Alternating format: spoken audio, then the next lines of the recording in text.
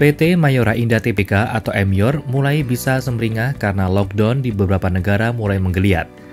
Hal ini karena proporsi ekspor MYOR sebesar 30% dari total penjualan bersih bisa menggeliat kembali. Bagaimana prospek saham MYOR? Kami mereferensikan pembelian MYOR untuk swing trading dengan pembelian maksimal di 2.310 sebanyak maksimal 5% dari modal swing trading.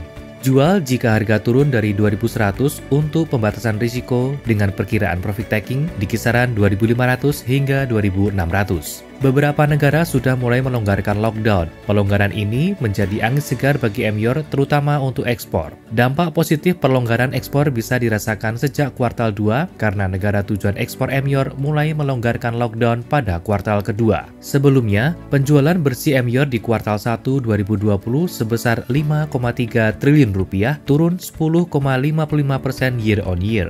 Penurunan ini lebih dipengaruhi oleh penurunan ekspor sebesar 32,15% year on year. Sedangkan penjualan domestik bertumbuh 3,76% year on year. Penurunan ini akibat pandemik yang terjadi sehingga beberapa negara melakukan lockdown untuk mencegah penyebaran COVID-19. Lockdown tersebut membuat ekonomi tidak bergerak, terlebih lagi di negara-negara Asia yang menjadi tujuan utama ekspor MYOR dengan 94,45% kontribusi ke penjualan ekspor. Penjualan domestik MYOR kami lihat di kuartal ketiga mampu bangkit seiring dengan kebijakan new normal. Terlebih lagi, secara tren kuartal 4 menjadi momentum penjualan MYOR dengan menyumbang rata-rata 40% dari penjualan setahun. New normal menjadi awal bergulirnya ekonomi setelah terjadi pembatasan selama COVID-19. Dengan bergulirnya ekonomi, diharapkan dapat mengembalikan daya beli masyarakat. Ingin tahu di mana saja peluang dan saham-saham potensial di tengah penurunan IHSG saat ini? Temukan jawabannya hanya di EM Trade. EM Trade adalah aplikasi yang memberitahu Anda beli jual saham apa, di harga berapa banyak boleh beli, manajemen risiko, dan bisa tanya-tanya sepuasnya.